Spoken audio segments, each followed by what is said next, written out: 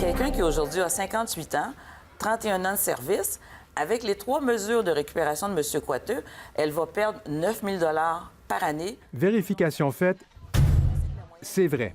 La FIC applique à la lettre les propositions gouvernementales à un scénario fictif d'une infirmière de 58 ans qui gagne en moyenne 66 000 par année.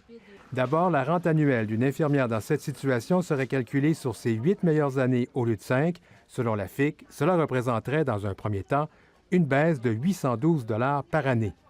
Ensuite, en repoussant l'âge de la retraite de 60 à 62 ans et en faisant passer de 4 à 7,2 la pénalité pour chaque année de retraite anticipée, la rente pour cette infirmière qui est présentement de 38 000 par année passerait à 29 000 donc une perte de 9 000 Au Conseil du Trésor, on ne rejette pas les calculs de la FIC. Par contre, on rappelle qu'avant 1996, la pénalité pour une retraite anticipée était de 6 par année.